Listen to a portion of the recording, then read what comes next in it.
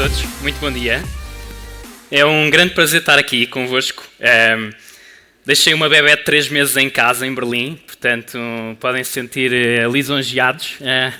A minha mulher também está contente por eu estar aqui, portanto essa parte está garantida. Como foi dito, o meu nome é João, sou Chief Product Officer da Banksphere. Nós basicamente somos um provider de software que trabalha com plataformas digitais, de software as a service, e-commerce, para embeber experiências de produtos financeiros lá dentro. Não é? Portanto, imaginem, por exemplo, a Amazon tem milhões e milhões de sellers lá dentro, e estes sellers, as pessoas que vendem através da Amazon, precisam de aceder a produtos financeiros que muitas vezes não têm acesso através dos bancos tradicionais. E é aí que nós entramos.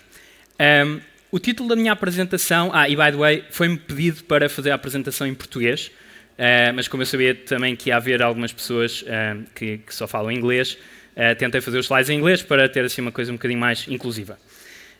O título da apresentação resume, obviamente, bem o que é que eu vou falar. E vamos falar de produtos digitais em empresas grandes e estabelecidas. E vamos falar de como é que nós conseguimos desafiar as probabilidades. Portanto, basicamente a ideia central é que as probabilidades não são muito boas de fazer produtos digitais bons em empresas grandes e estabelecidas. E vamos falar um bocadinho sobre isso. Mas antes, deixem-me só correr aqui um bocadinho sobre a minha trajetória e vocês também perceberem que essa trajetória obviamente acaba por definir e fazer influenciar de forma significativa a forma como eu olho para este assunto. Eu costumo dizer que eu tenho andado ao longo da minha carreira a saltitar entre os dois lados de uma mesa. Não é? Essa mesa representa criar valor dentro de organizações através de tecnologia. Um lado da mesa é o lado das startups, o outro lado da mesa é o lado das empresas grandes. Não é? E, portanto, do lado esquerdo são as minhas experiências em startups, todas elas relativamente early stage, não é? Desde a Banksphere, onde estou hoje, a Sensei, que é uma empresa que cria uma solução de computer vision, de visão computacional, para automatizar, fazer supermercados autónomos, basicamente. Ali a de baixo, menos conhecida, mas foi a minha tentativa número 1 em empreendedorismo, foi a empresa que eu lancei, que se chamava Dirac.io, e é uma empresa de software as a service para empresas grandes conseguirem recrutar melhor e de forma mais certeira. E depois, do outro lado, marcas mais conhecidas e grandes, não é? Cofidis foi onde eu estive antes de agora ir trabalhar para a Banksphere, fui CPO da Cofidis durante 4 anos, e a Shell, pronto, foi onde eu comecei a minha carreira, obviamente uma empresa muito grande. E, portanto, isto é um bocado caótico, não é? Andar aí a saltitar de um lado para o outro, empresas de natureza tão distinta, mas dá uma perspectiva distinta de como é que nós conseguimos efetivamente fazer aquilo que eu me proponho a ajudar-vos a pensar sobre, que é criar produtos digitais de sucesso em empresas largas, grandes e estabelecidas. Porque do lado esquerdo, aliás, estas empresas todas de tecnologia eram startups B2B, não é? Portanto, no final do dia, nós também estávamos a vender produtos digitais para ajudar empresas grandes e estabelecidas a criarem valor económico para os seus users e etc. E do lado direito, obviamente, é estar do driving seat de alguém que gera uma organização e que está à procura de como é que consegue alavancar tecnologia para criar valor. Antes de avançarmos, e só um bocadinho de definições, não é? Porque produto é uma palavra e eu tenho sorte em fazer esta talk a seguir à Anya, porque muitas das coisas que ela falou eu se calhar vou conseguir encaixar aqui bem. Produto é uma coisa que quer dizer muitas coisas em contextos distintos. Não é? Este par de sapatos é um produto, a minha subscrição do Netflix é um produto, o meu home banking app é um produto. E no contexto desta talk, nós vamos estar a falar em produtos digitais. Não é? Portanto, não estamos a falar em hardware, não estamos a falar em coisas físicas, estamos a falar em produtos digitais. E produtos digitais, a definição que eu gosto mais é uma definição, não é bem assim, mas mais ou menos, que está dentro da tese principal do Marty Kagan, que é um autor famoso, muito conhecido, e o seu grupo, que é o Silicon Valley Product Group, que escreveram este livro e outros, e que dizem, por outras palavras, mas que o produto acaba por ser a interseção ou a multiplicação de 3 coisas. Ponto 1, valor, e quando falamos em valor, tem que ser valor para dois lados, tem que ser valor, obviamente, para os nossos utilizadores, para os nossos consumidores, para os nossos clientes e valor para o negócio. Portanto, estamos a falar de, obviamente, num contexto de for profit. A interseção disso com design, ou UX, e a interseção dessas duas coisas com a tecnologia. E, portanto, se alguma destas pernas não estiver lá, a probabilidade de nós conseguirmos fazer um produto digital de sucesso é virtualmente zero.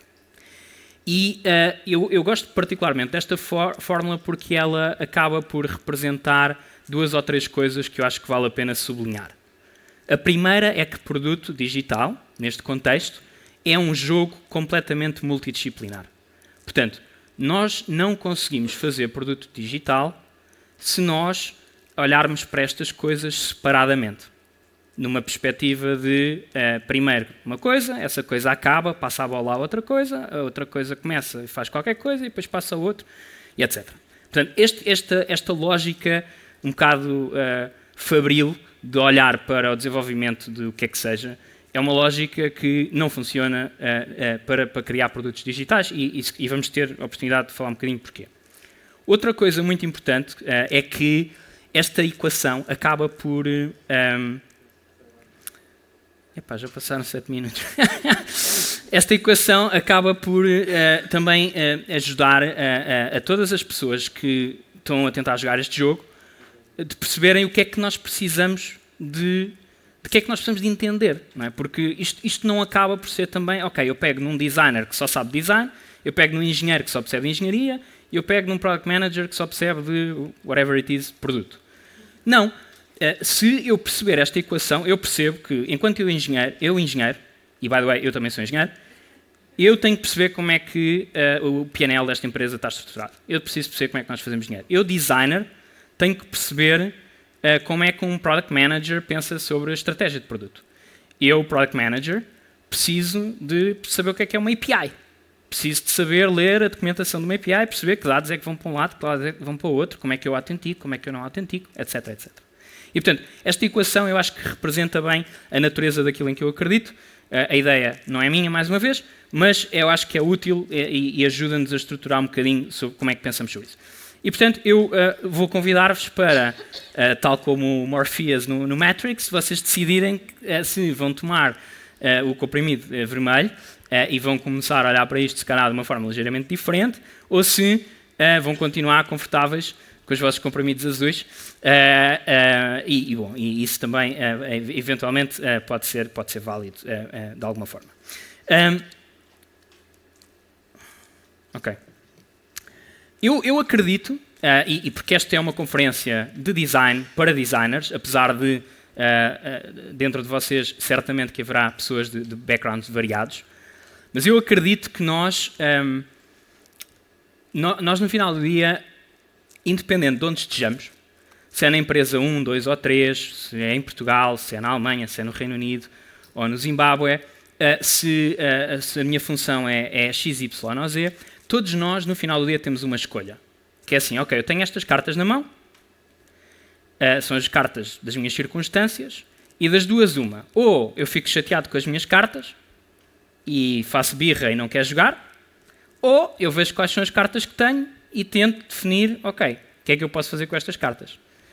E eu acredito que todos nós, e aqui sublinho, inclusivamente e especialmente designers, têm a possibilidade e, quiçá, a responsabilidade de dizer assim, eu quero jogar.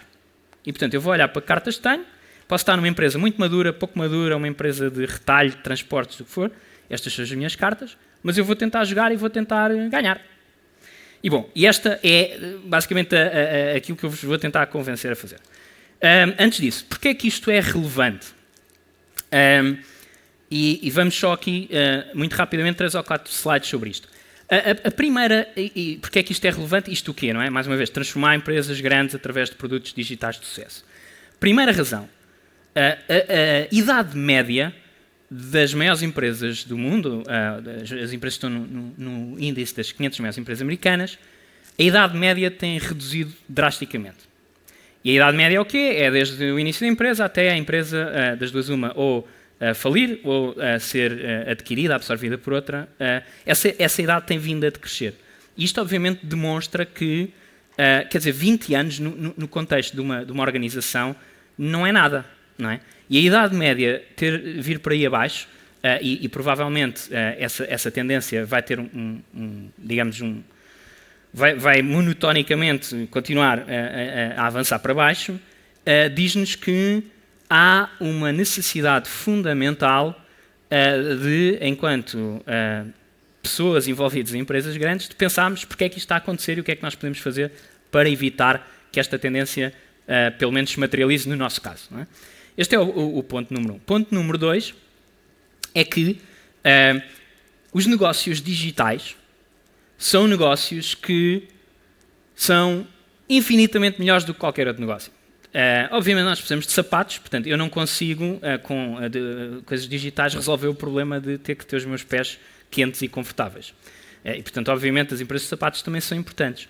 No entanto, se nós pensarmos do ponto de vista do que é o valor económico destas organizações, nós sabemos que as empresas focadas em produtos digitais em escala têm uma tendência para, de uma forma exponencial, fazer outperforming de todas as outras. Não é?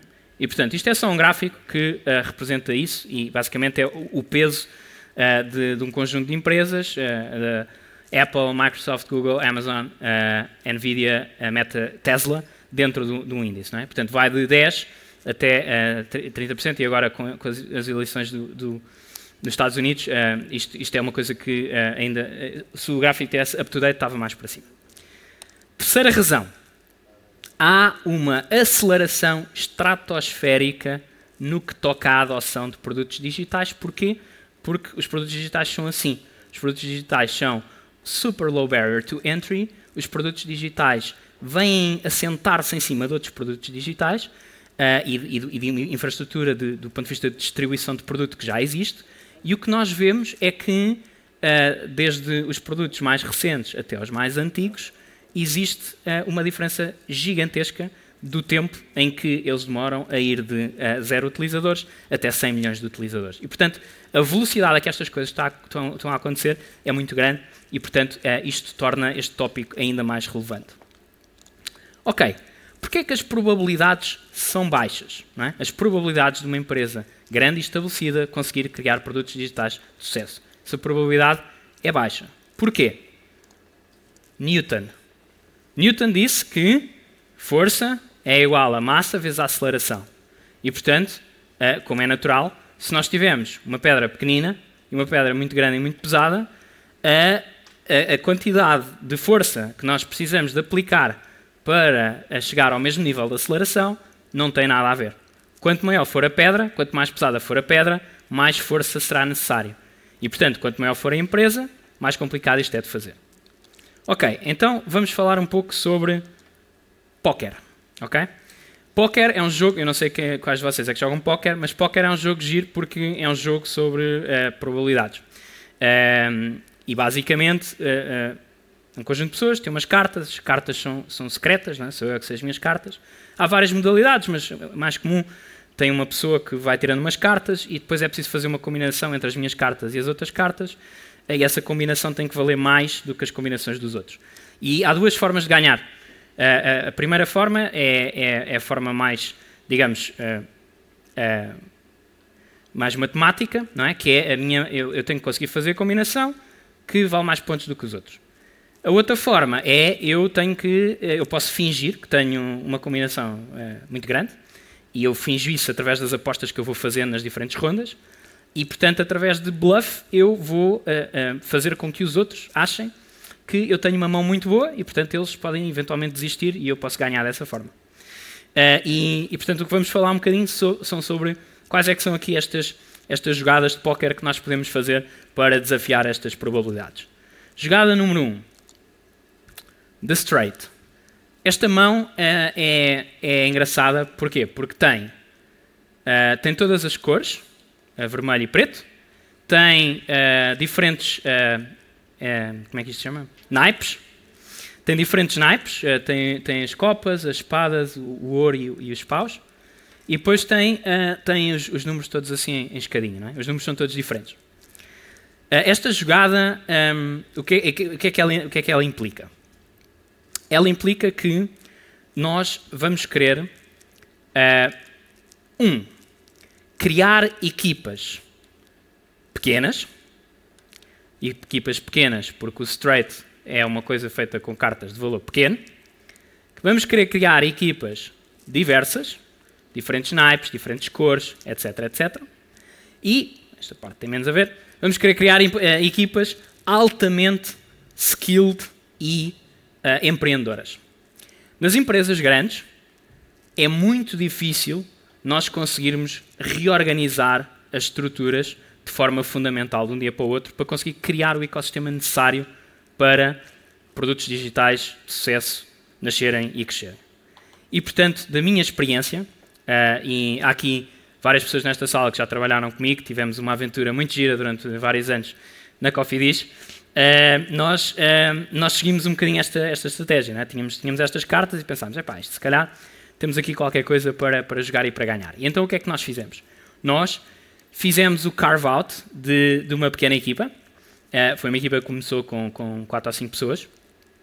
Essa equipa foi colocada completamente segregada da organização, ou seja, não tinham outras tarefas, outros projetos, não tinham reporting lines diversas, foram basicamente colocadas ali numa redoma e foi-lhes dada autonomia total, empowerment total, para olhar para um problema e para percebê-lo e encontrar uma solução que fosse viável.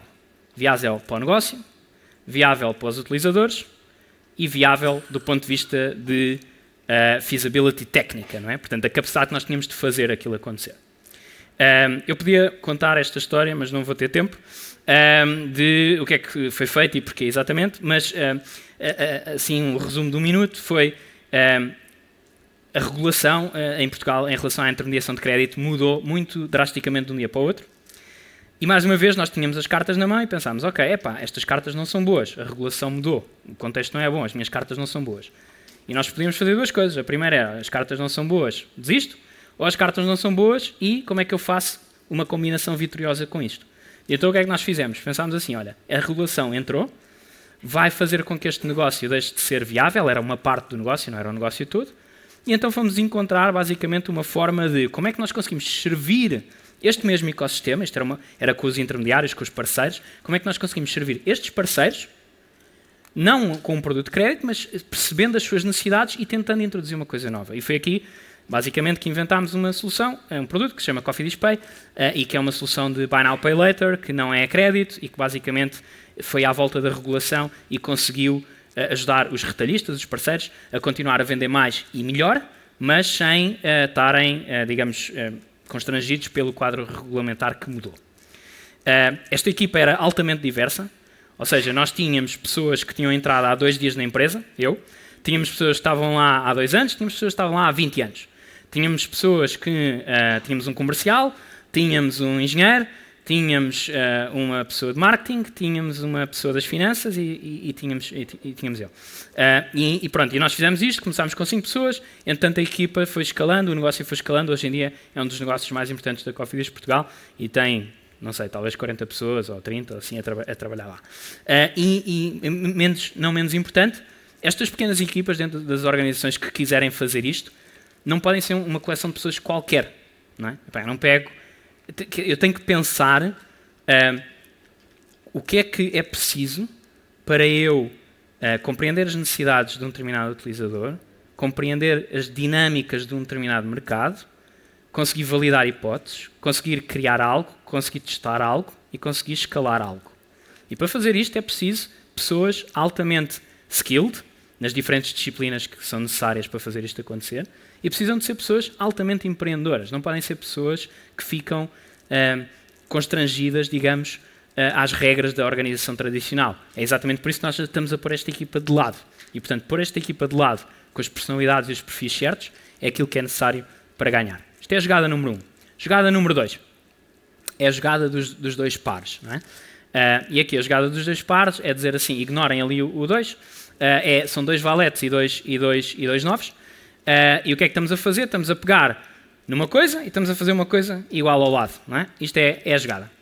E então o que é preciso fazer a seguir? É preciso, e assumindo que nós criámos uma coisa neste contexto isolado, altamente empreendedor, sem as regras e os constrangimentos normais de uma empresa grande e tradicional, e vamos assumir que conseguimos criar algum valor para a empresa, algum valor para o mercado, vamos pegar neste setup e vamos tentar replicá-lo. Porque se nós dissermos assim, não, isto funcionou nesta equipa, vamos deixar aqui a coisa estar e o resto da organização fica a trabalhar no seu ritmo normal, da sua forma normal, etc, etc. Obviamente que não é assim que nós vamos conseguir transformar uma organização para conseguir criar produtos digitais de sucesso sustentáveis. Nós temos que pegar nos valetes e temos que ir pôr os novos ao lado. Mas nós não estamos a dizer que vamos pegar nos valetes e vamos pôr um par de novos, mais um par de setes, mais um par de 6, mais um par de 5. Ainda não estamos lá. Estamos numa fase em que é pegar um e fazer 2.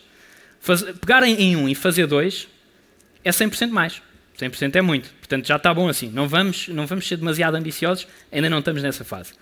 E então, temos que replicar. Portanto, basicamente é pegar nos mesmos princípios e tentar olhar para a organização toda. E a coisa boa de uma organização grande é que é grande. Não é? E, portanto, quando eu olho para aquela superfície toda, não há falta de ideias do que é que não funciona bem. Portanto, é só olhar e ver, isto não funciona bem, isto não funciona bem, isto não funciona bem, isto não funciona bem. Qual é que é o melhor candidato? E o melhor candidato tem que ser um sítio, não funciona bem, tem que ser um sítio onde nós temos uma ideia clara de como é que podia funcionar melhor, tem que ser uma coisa que nós achemos que, ok, apesar disto não ser uma coisa fácil, não é impensável imaginar termos sucesso a fazer isto, então vamos lá fazer isto. Portanto, isto é o replicar. Mas não é só preciso replicar, porque aquilo que nós criámos aqui é recente, é frágil. Não é? E se é frágil, precisa de ser protegido, precisa de ser consolidado. Nós precisamos de garantir que não damos um passo maior do que as pernas e que aquelas vitórias pequeninas que nós conseguimos lá atrás são efetivamente consolidadas. E isso significa o quê? Significa não tirar o pé do acelerador. Porque isto aqui está a funcionar, se nós dissermos, olha, agora vamos todos canalizar a nossa energia para aqui, a probabilidade desta coisa pequenina e frágil e etc. morrer é muito grande. Portanto, temos que continuar a proteger isto como se fosse a coisa mais preciosa deste mundo. E temos que guardar um bocadinho de energia para ir procurar oportunidades de consolidar. E este momento é um momento chave. Porquê? Porque é um momento em que, já provámos que há uma coisa que funciona de uma forma diferente, há uma equipa que trabalha de uma forma diferente, há uma equipa que atinge resultados diferentes, há uma equipa que, quando nós olhávamos, não é, para o produto que nós fizemos e comparávamos isto com tudo o resto que havia na empresa, a minha avó conseguia perceber que aquilo era melhor. E a minha avó não percebe muito produtos digitais, mas bastava olhar, era mais bonito, era mais apelativo, resolvia um problema bem, etc. Era rápido, etc. Tinha uma boa performance do ponto de vista técnico, não é? Mexíamos e as coisas funcionavam, etc. E como nós conseguimos provar isto, está na altura de começar a fazer a nossa operação de sedução da organização. Porque isto funcionou, estamos à procura do próximo sítio para ir replicar e há a altura para começarmos a contar esta história. E contar esta história sem sermos tímidos. Contar, falar todos os dias. Todos os dias convidar pessoas de outras equipas para virem ver, irmos a eventos, irmos a conferências, falar.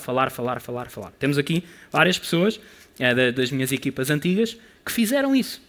Foram os verdadeiros missionários de dizer assim, foi isto que nós fizemos, esta é a nossa história e não há segredos aqui. Nós vamos falar disto abertamente. E vamos falar disto porquê? Porque quanto mais energia e quanto mais momentum nós conseguimos criar, mais excitement vai haver dentro da organização.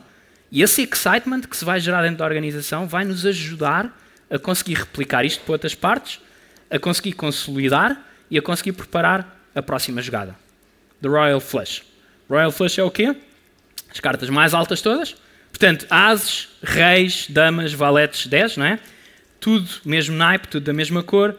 Obviamente, do ponto de vista de probabilidades, ter esta mão é muito menos provável do que ter esta mão. Esta mão é mais fácil de chegar lá do que esta aqui.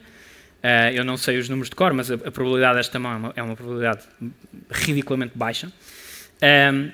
E, portanto, já chegámos aqui, as cartas são boas, vamos lá, all in, não é? Portanto, agora é a altura de pôr as fichas todas em cima da mesa e dizer assim, ok, nós temos uma mão excepcional, a probabilidade de haver alguém, a probabilidade de ter esta mão era muito baixa, a probabilidade de haver outra pessoa com uma mão igual ou com o mesmo valor é quase zero, e portanto é a altura de pôr as fichas todas em cima da mesa. E pôr as fichas todas em cima da mesa significa o quê? Significa que nós fizemos uma coisa, consolidámos, fizemos outra coisa, replicámos, e está na altura de mudar a filosofia. E está na altura de dizer, nós já não fazemos as coisas assim, nós agora fazemos as coisas assim. E para fazer isto é preciso fazê-lo de duas formas. É preciso fazê-lo, isto é a minha experiência, não é? Eu acho que isto faz de duas formas. Tem que se fazer de cima para baixo e de baixo para cima. De cima para baixo significa o quê? Significa que no nível mais sénior de uma organização tem que haver, e quando eu digo isso, estamos a falar aqui em Portugal, as comissões executivas, as administrações, o que lhe quiserem chamar, tem que haver pelo menos uma pessoa que tenha esta visão, não é? E na Cofidis Portugal fui eu essa pessoa. Porque depois de nós fazemos isto, passado um ano eu fui promovido e fui eu que fiz este push, obviamente não sozinho.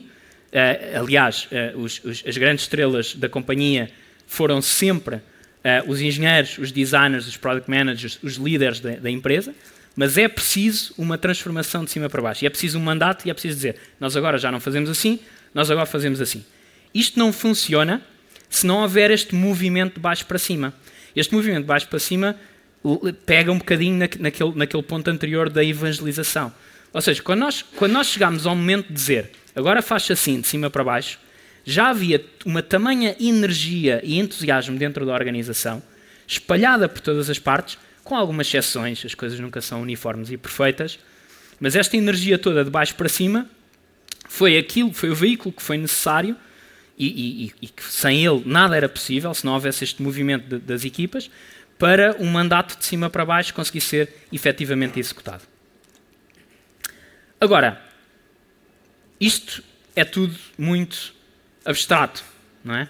E é tudo muito contextual. Estas transformações dependem da empresa, dependem da cultura, dependem de onde é que a empresa veio, não é? Uma das coisas que eu acho que do ponto de vista de quase antropológica, de research, que é muito relevante quando nós entramos numa empresa nova, é perceber de onde é que esta empresa veio. Porque as histórias das empresas, aquilo que aconteceu no momento N-1, é brutalmente correlacionado com onde é que nós estamos no momento N agora.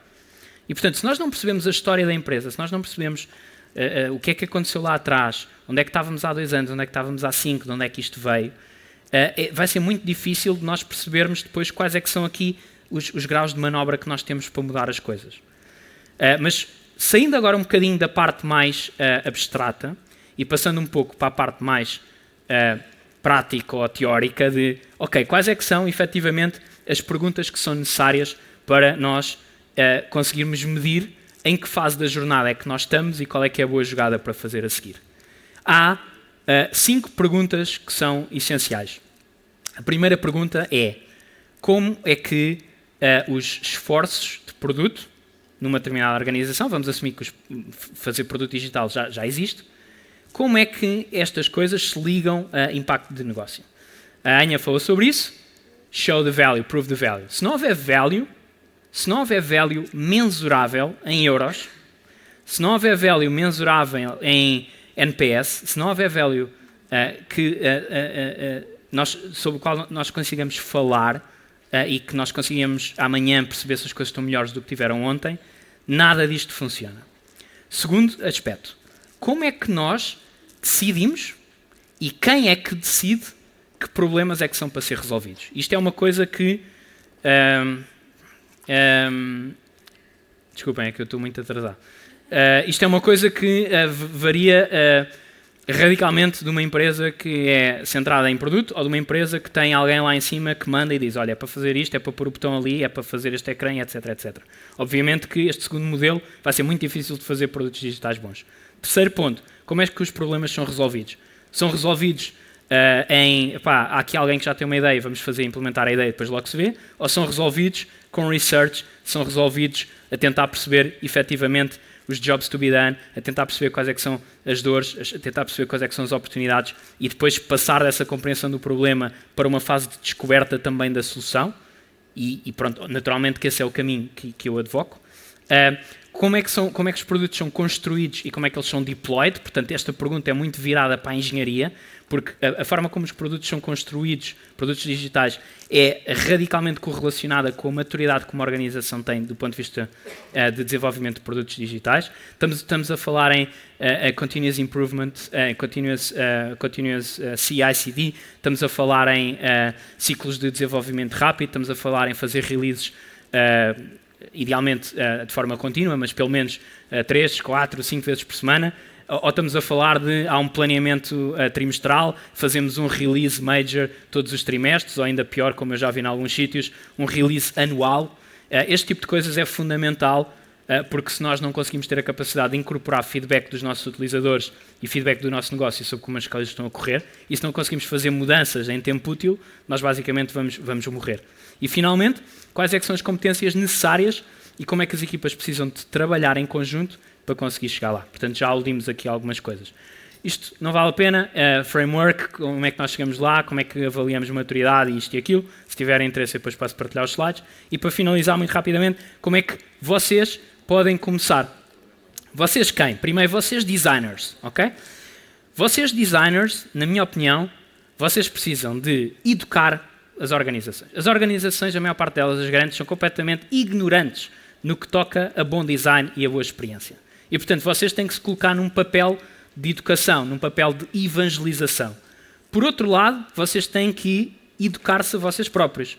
Porque se nós virmos aquela equação lá atrás, user value, business value, a tecnologia, design, vocês, design, são experts, mas tenho a certeza, se calhar há aqui designers que também também são engenheiros, também desenvolvem, ou se calhar há aqui designers até com backgrounds em negócio e, portanto, sabem falar de números, sabem falar de finanças, sabem falar de PNLs, mas vocês precisam de educar e ser educados para conseguir dominar aquela equação de valor, tecnologia e engenharia. Depois, o que é que vocês podem fazer mais? Vocês são as pessoas óbvias para serem a voz do cliente. O cliente é brutalmente ignorado na maior parte das organizações. Isto, como é óbvio que o cliente é importante e é preciso ouvir o cliente, é uma verdade, mais ou menos, isto é clichê e é completamente sabido. A realidade é que a maior parte das empresas não faz isto e vocês estão unicamente posicionados para conseguir fazer isto. Depois, vocês têm todos bom gosto, não é? Vocês sabem o que é bonito, vocês sabem o que é usável, não é? E, portanto, vocês têm que evangelizar usabilidade e estética dentro de uma organização. Nós queremos organizações bonitas, queremos organizações que fazem coisas funcionais e a maior parte das organizações não está lá também. Obviamente precisam de saber como é que o negócio faz dinheiro e ligar design ao negócio. Isto era um dos feedbacks mais frequentes que eu dou, não é? Aos meus designers, que é, malta, explica-me como é que o business model desta empresa faz dinheiro. Explica-me. Como é que nós fazemos dinheiro? Como é que nós perdemos dinheiro? Qual é que é a mecânica? Porque sem perceber isto, vai ser muito difícil nós conseguirmos encontrar as melhores soluções de design. Segundo, e o último slide é a seguir, como um executivo. Os executivos, como eu disse, têm um papel absolutamente fundamental. Eu não sei se há aqui executivos ou não, mas os executivos são as pessoas que estão em cima e são mulheres ou homens que têm a responsabilidade de tomar decisões executivas sobre as empresas. Na minha perspectiva, o melhor conselho que eu posso dar é: sejam curiosos, não acham que sabem tudo e estejam dispostos a tomar riscos. Porque sem riscos, a idade média da empresa vai para baixo, as outras empresas que têm produtos digitais bons capturam o mercado e vocês ficam irrelevantes. E se calhar não ficam irrelevantes para o ano, se calhar não ficam irrelevantes daqui a 2 anos, mas os nossos papéis enquanto executivos nas empresas não é de gerir o próximo ano, é de preparar o futuro de longo prazo da organização. Portanto, é preciso os executivos irem lá fora e aprenderem sobre histórias de sucessos dos outros, é preciso irem visitar startups e perceberem como é que startups operam, porque uma empresa grande não é uma startup, mas há aprendizagens que se podem tirar de uma startup e incorporar dentro de uma empresa grande. Não tenham vergonha de pedir ajuda e contratem rebeldes e providenciem cobertura. Porque sem rebeldes e sem cobertura estas coisas não se conseguem fazer. E finalmente, como um profissional, eu acho que é preciso, cada um de nós, enquanto profissional, ter as cartas e dizer assim: eu quero jogar. Mas para eu jogar, eu quero ter colegas ao meu lado a jogar também, porque se eu estiver a jogar sozinho, vou-me fartar e vou desistir. E, portanto, procurem despoltar a mudança através de comunidade dentro das vossas organizações. Procurem os outros malucos que lá andam, que são parecidos convosco. Criem alianças dentro da organização. Identifiquem oportunidades para mudança e ajam juntos. E com isto, vocês estão prontos ou não para jogar a vossa mão. Obrigado a todos.